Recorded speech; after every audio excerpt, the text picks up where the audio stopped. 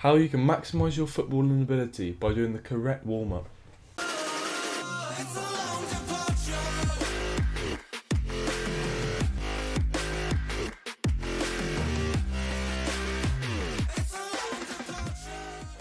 Before we start today's video, I just want to give a quick shout out to a few people for all their love and recent support on the videos.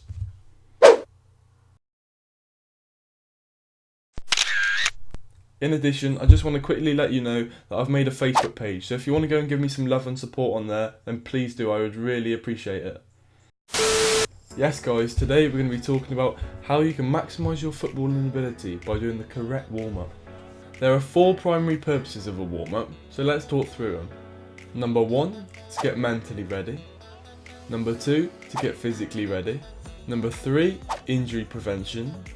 And number 4, performance enhancement. So how long should a warm-up last? Well, a warm-up should be between 10 to 30 minutes. That's appropriately the right time to get warm, get stretched, and mobilise those muscles. So, stage 1, raise. So in stage 1 you should be jogging, skipping or cycling for roughly 2 to 3 minutes. So what is the aim for this? Are you just pointlessly just jogging around the field? No. You're raising your heart rate, you're increasing your blood temperature, you're increasing your respiration rate, and lastly you're increasing your blood flow, which is one of the most important things to enable your joints to be mobilised, and therefore prevent an injury. Stage 2, dynamic mobility. In this stage, you're foam rolling and dynamically stretching. You should spend roughly 5 minutes ironing out any tightness or soreness in your muscles using the foam roller, and then move on to dynamic stretches. So with the dynamic stretches, when you're playing a game, you're probably going to be doing them with your team. Therefore, you don't really get much choice which dynamic stretches you can do. However, when you're training individually, you can mix them up, change them specific to your needs. However, if you're playing a game and you have a specific tightness or soreness and you think that you need to do some dynamic stretches to just activate that muscle, then after you've done your key stretches with a group, separately take it aside and do the stretches that you need to get those muscles activated, because it's really important that you do, otherwise there's a chance of injury and an increased risk of it as well. So the aim of stage 2 is to mobilise those joints and activate the key muscle groups as well. Specifically activating the key muscle groups that are used for football, such as the hamstrings, the quadriceps, the calves. You can do upper body as well, however it's not as important unless you're obviously taking throw-ins or you're a goalkeeper. Also, when you're using the foam roller, a key area to focus on is the outside of the thigh, as this can get particularly tight when playing football. Therefore, giving this a good roll will definitely increase your mobility. Stage 3. Pre-activation using resistance bands. So you use resistance bands to get your muscles firing and activated, and make them really switched on.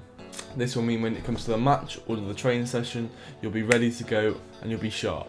Also, the aim of this is to reduce the risk of injury as well, which is a similar theme throughout the warm-up and is the main reason behind it. However, also an additional factor is the fact that warm-up is just going to get all your muscles firing, which is just going to maximise your athletic potential, and therefore it's just going to increase your footballing performance. As simple as that. So with all the different resistance bands exercises, you should be doing them for 3 sets of approximately 20 seconds. Examples of exercises that you might do with the resistance bands is things like the monster walk, lateral band walks, glute kickbacks and leg adductions. You could also do things like squats with the band around your knees if you wanted to. It just depends on how tight you are in different areas and whether you feel the muscle is activated. Did you notice that static stretching wasn't included in my warm-up? Personally, for me, after doing research, it's shown that static stretching pre-game or pre-training doesn't have a significant effect on reducing the risk of injury. Therefore, unless I have a specific tightness, I won't stretch statically, but it's up to you. After doing research, this is what I found. However, you can go and do research yourself, but this is just my personal opinion, because all of the research suggests that there's little, if any, evidence that static stretching does reduce the risk of injury. So that is the full set of stretching and exercises that you can do before a match. Also, after this, you may go on to do exercises with the ball. If you want exercises and drills that you can do with the ball before the game or before training, then just drop a comment down below and tell me that you want me to do a video on that. But other than that guys, that'll be it for today's video. I really hope you enjoyed, and I'll see you all again soon. Peace.